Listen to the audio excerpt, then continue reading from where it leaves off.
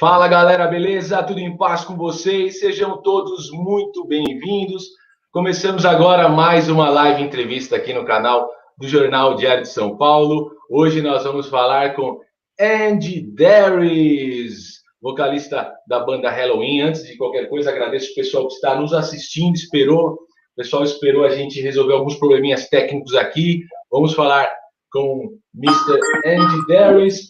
E deixa eu fazer um recado antes, pessoal, falar para vocês que o Jornal Diário de São Paulo está nas bancas com a sua versão impressa e nós temos também o site www.spdiario.com.br. Temos esse canal aqui, galera, onde a gente tem trazido muita gente interessante aqui para conversar, compartilhar experiências. Então, deixem seu like, inscrevam-se e visitem também o canal Metal Musicast, que é o canal sobre heavy metal que eu tenho, meu canal pessoal, que eu faço a parte a esse trabalho aqui que eu tenho no Jornal Diário de São Paulo. Bom, agora então ativem as legendas, pessoal, vou falar inglês com Andi Deris, ok? Hi, Andi Deris, thanks for being with us today. How are you doing? Very, very good. Thank you very much. There's 2 interviews to go. You're my second last interview for this period. And we just learned for this album, we made over 500 interviews. Can you imagine that? Okay. Yeah, I know. Okay, I'm glad to talk to you because I am a great fan of you, of your work, of your person, of your art. Of course, I'm a great fan of Halloween. And I'm really, really happy with this new album, this brand new album. And the fans around the world are crazy about it. How do you feel at this moment? A little bit of a dream. So, yeah, I mean, when you have an album which appears to be so successful, that's like the dream come true.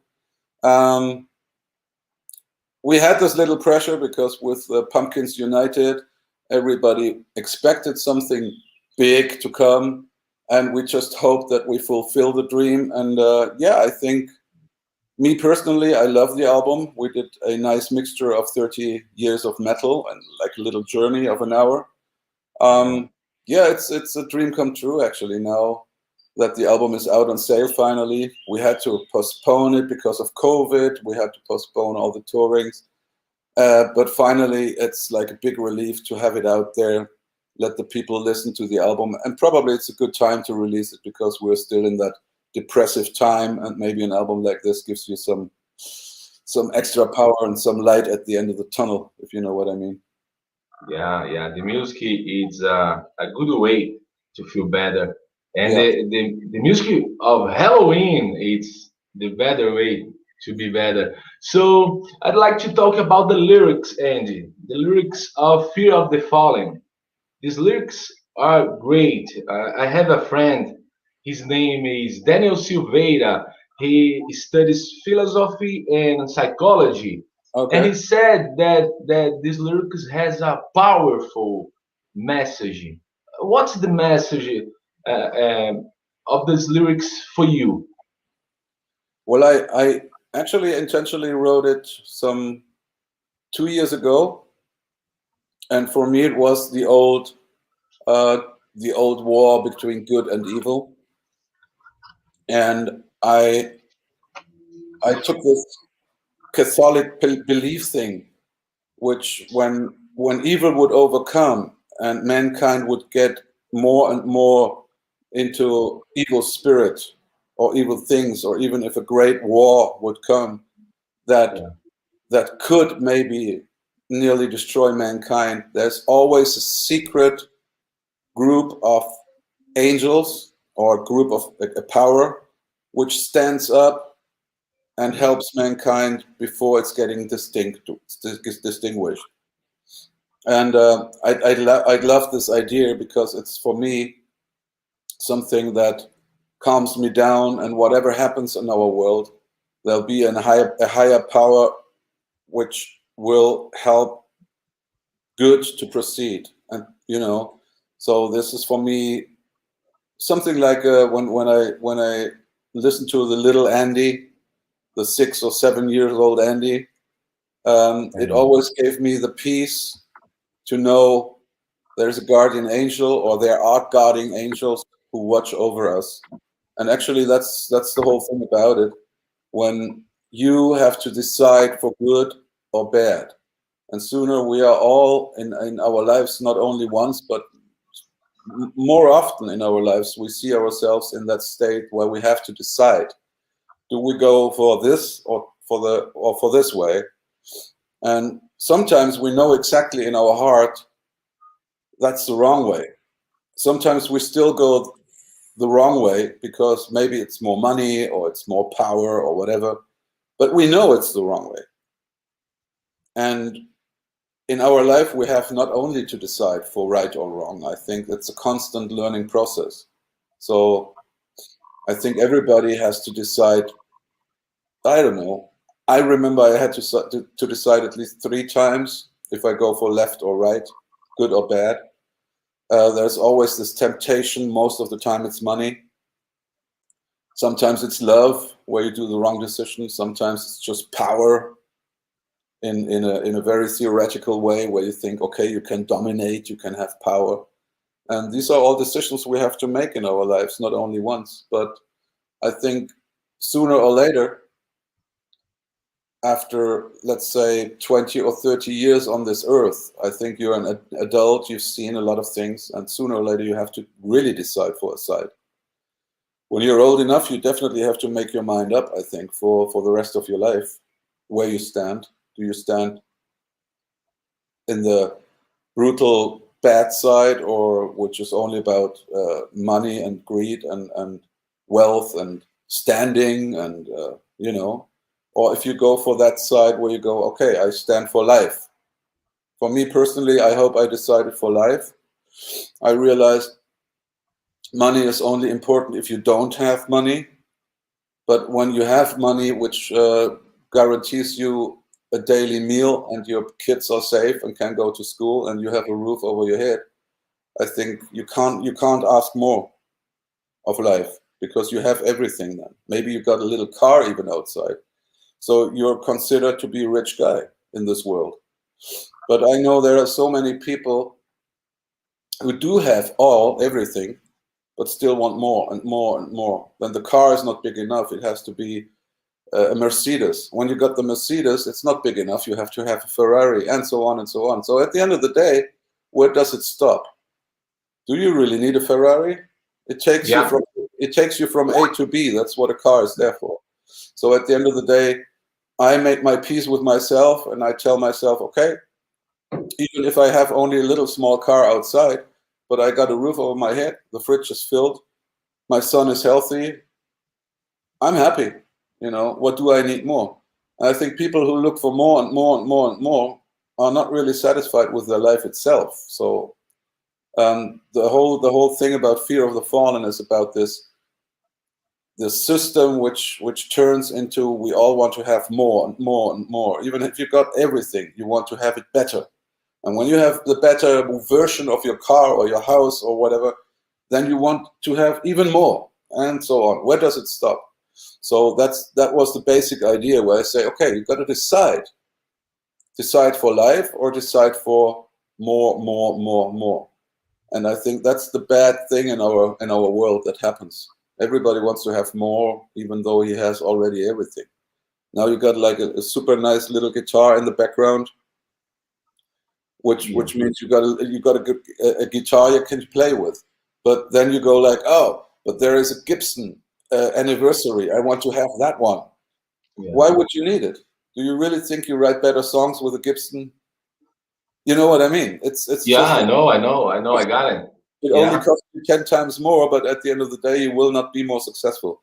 I mean, your philosophical friend is completely right. It's about philosophy, but I put it into a fantasy world, so to say. This is a great lyric, and I like it so much. Yeah. Andy, well, these are 7 members in the band right now, 3 singers, 3 guitar players, and you can get a great album. Yeah? How did you make it possible? Was it challenging for you to make this brand new album? there were challenging moments. There were challenging pressures built up, mainly from expectations from the outside. But then again, now I would say it was not more pressure and more challenging than every other album we did, because at the end of the day, it's your baby. Whatever baby you produce, you want to have it in the best light and the best sound, and it should be the best songs. You always try that. This time, fortunately, we had a songwriter more in the band, Kai Hansen, who actually from beginning on wanted to take the lead for that long song. So this is a lot of pressure that was taken away from the rest of the songwriters, because we wanted to have one long song in the style of Keeper of the Seven Keys, and present Michael Kiske with it. That was the main idea. And he did a fabulous job here. So you have to see, it's like 12, 13-minute songs. So it's like 3 or 4 songs, actually. You have to put in a lot of work. So challenge, but not more than always, I would say. Maybe even a little bit, what's the right word?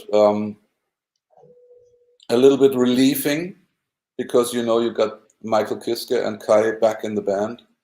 So there was, for me, more a feeling of relief. All the pressure was not on me, or because the last 20 years I was the main songwriter here.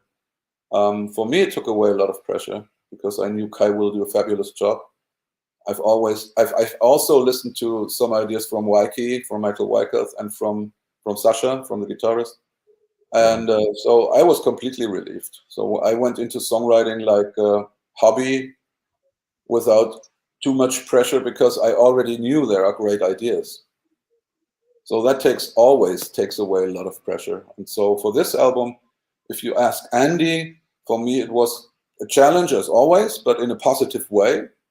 I don't see challenges in a negative way, because we talk about our hobby here. So it's our hobby to make music. So how big can a challenge be? So it's your hobby. You always do what you like best.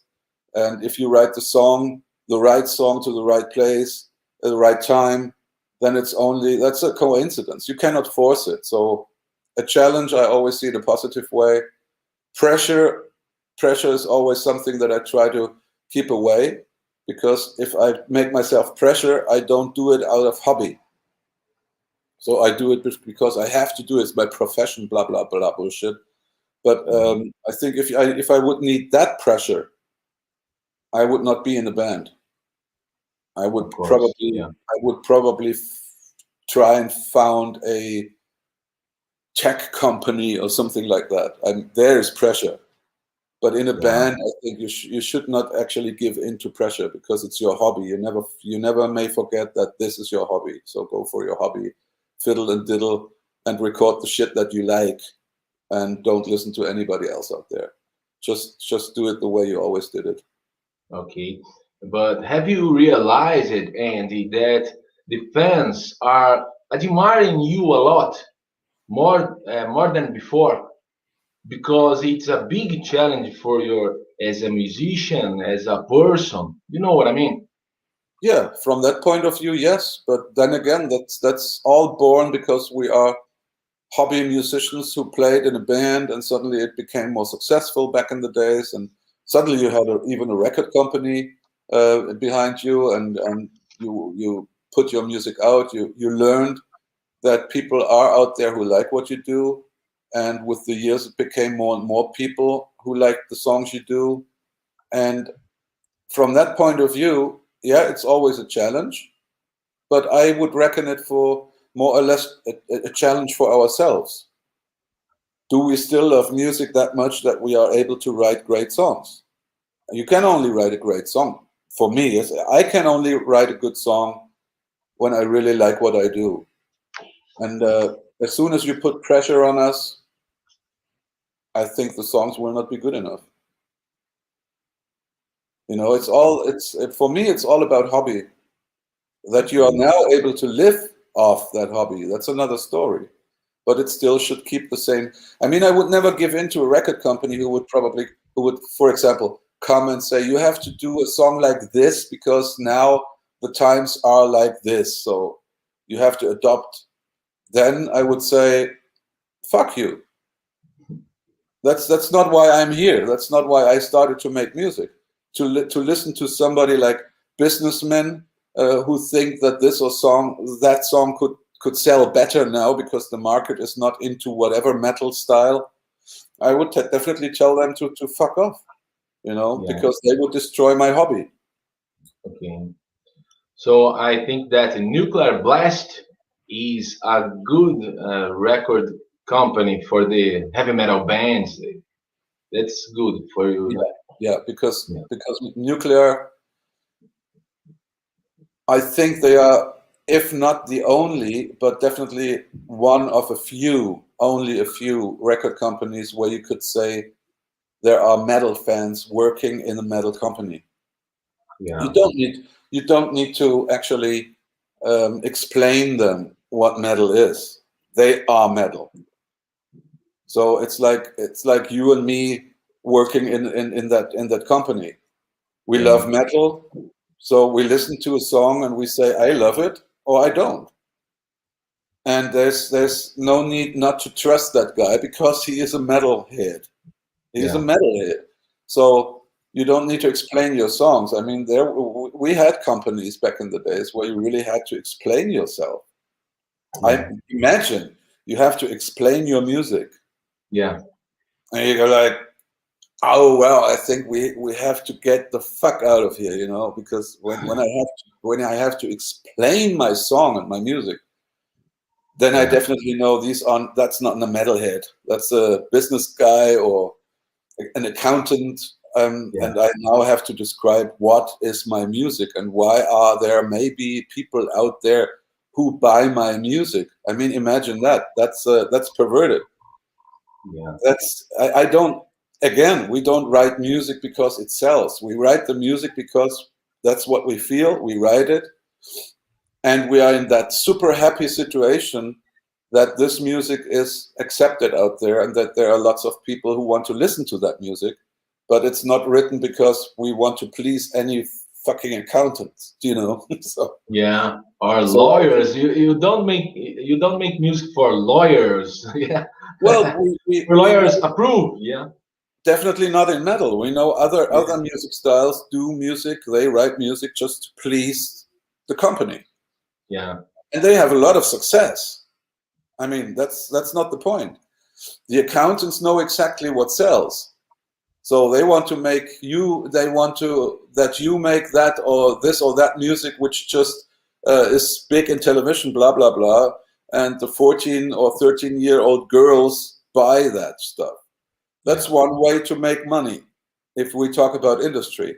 But I think metal or rock and roll, it was the biggest, back in the days, it was the biggest enemy of that money-making thing here, business, because I think the business guys did not even know what's coming here.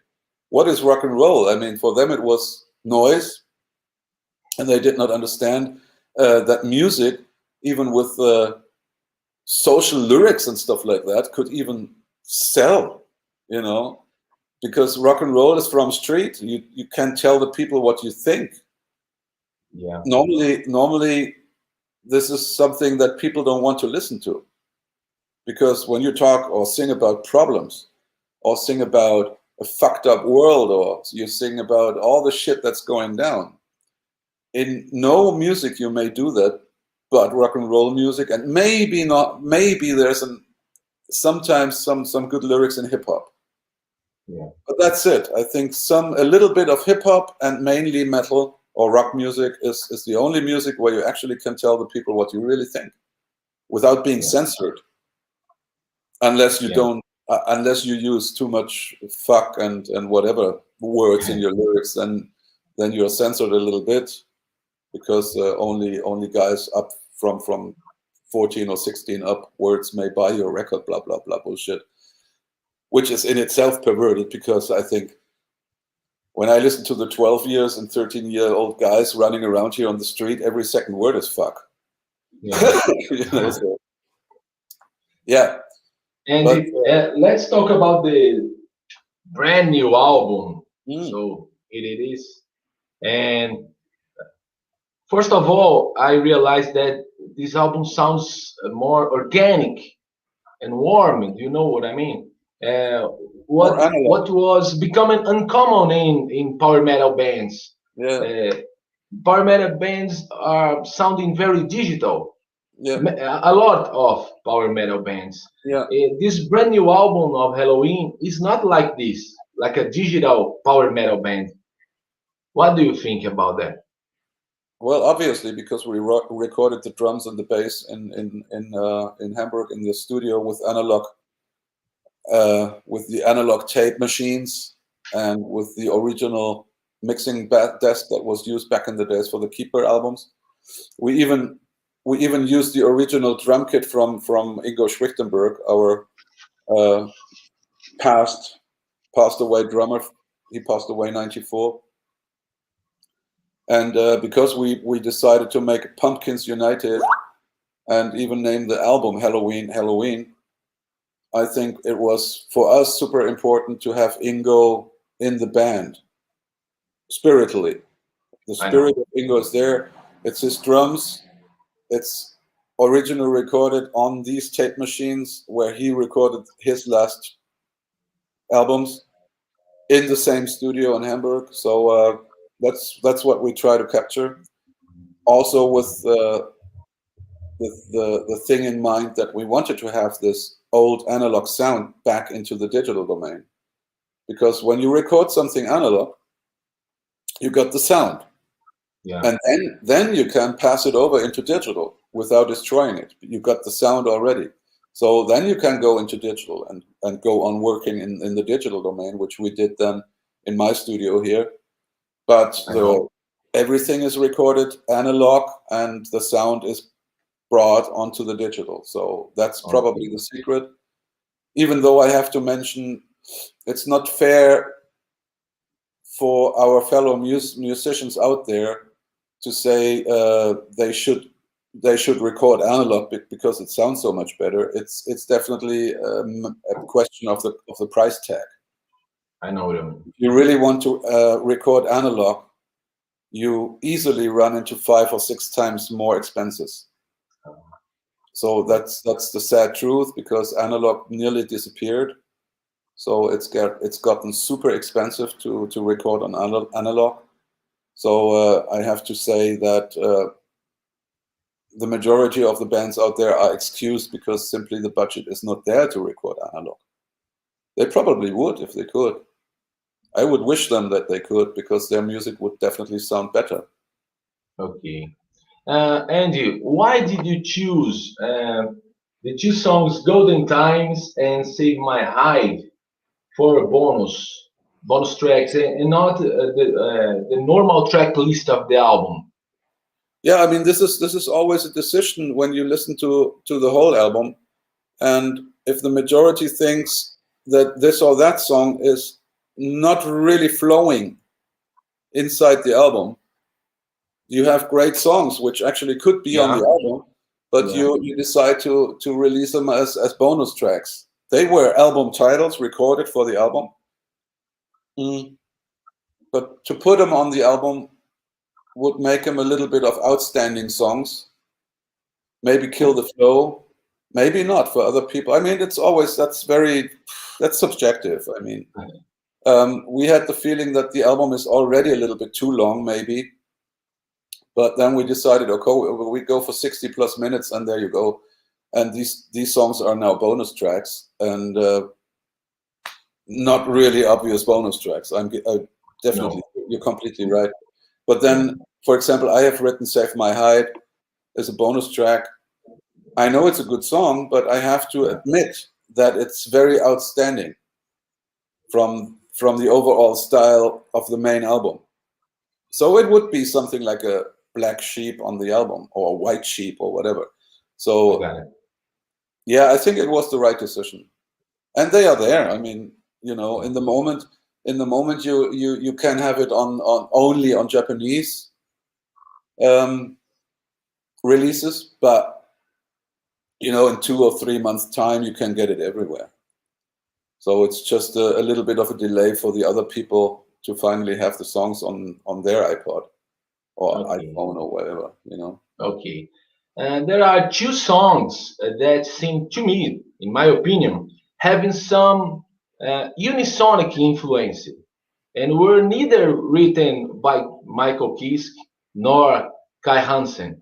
They are Best Time and Indestructible. Was it intentional? No, No. definitely not. It's But always. do you agree that sounds with some influence of unisonic, or not? Yeah, because you hear Michael. I mean, you have to see Michael has such an outstanding, unique voice. Whenever he sings something, it definitely reminds you at Keeper Days or unisonic stuff because it's Michael, you know. Yes, you're right. I mean, this could have been songs on a unisonic album, definitely, because they are a bit more, what's the right word for it? I tend to say pop metal. Yeah. And this is definitely the style Michael was going for on the Unisonic albums. It's more pop metal stuff. Yeah. And yeah, so you're completely right. Definitely, but not intentionally. It's not intentionally been written like that. And this is not a bad thing. I love unisonic. Yeah, I was in the concerts of unisonic in São Paulo. I like so much, but that's not a negative thing, you know. No, I did not get it like a negative thing. But I think whenever you have a pop metal song, for example, like Indestructible or like Best Time, and you have Michael's voice on it, it's definitely more into the unisonic thing because that's what he started with unisonic, that pop metal thing, which I love because on the other hand, when we go back in time, then I Want Out could have been a unisonic song. Yeah. You know. Yeah. So funny thing, we built the bridges here, so, but not as you asked, it's not been done intentionally. Okay. Indestructible was written by Marcus Grosskopf, bass player, and Best Times was written by Sasha and myself.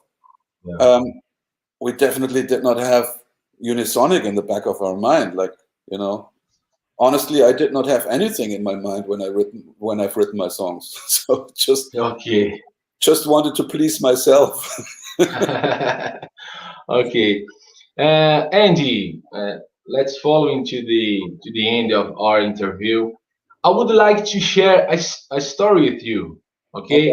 In 1996, when Halloween played at Monster of Rock in São Paulo, Philips Monster of Rock, I talked to you in the backstage. Okay, did we? Yeah, but I got a bit. You had long hair back in the day, eh? Yeah, a little bit more. So, but I got a bit nervous and just said those fun quotes, you know. Your voice is very good. You are a great singer. Halloween is great. And my girlfriend, who is now my wife, teases me because that day. Teases so much. What? And finally today I could talk to you a little bit more, even in Deutsch, auf Deutsch, yeah, auf Deutsch. And I think my wife will stop teasing me right now, okay? And what do you remember of that first time in São Paulo with Halloween? Well, that was an unbelievable story because I think we had to jump in for Megadeth.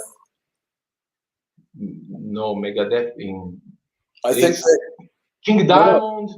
Yeah, but originally King Diamond, Motorhead, Iron Maiden. Yeah, Skid Row. Yeah, I think it's Megadeth. Megadeth played. I think Megadeth was on the posters. Yeah. And somebody got sick in Megadeth. I don't know if Dave was sick. Don't remember, but we had to jump in, or we had the chance to jump in. So we were asked if we would take the slot of Megadeth. So because we were informed to play 3 days before that.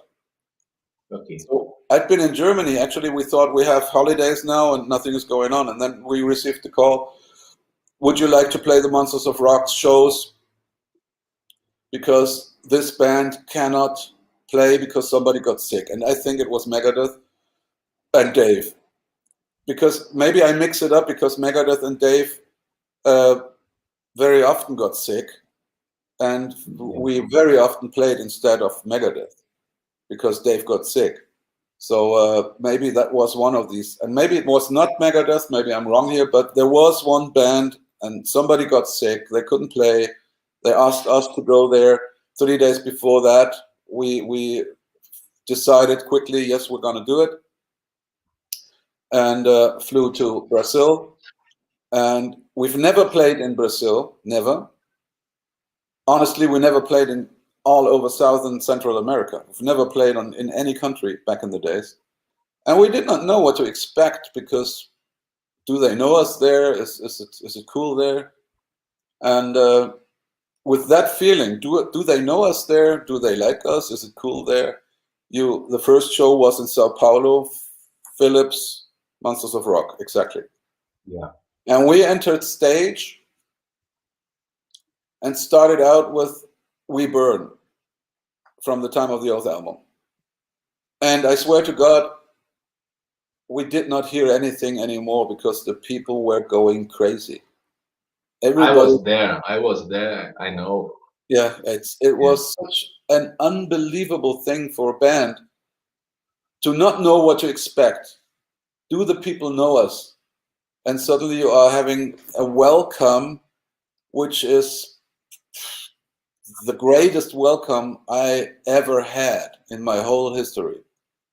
That you cannot even hear yourself anymore. And we blindly played We Burn. And I remember the first refrain came.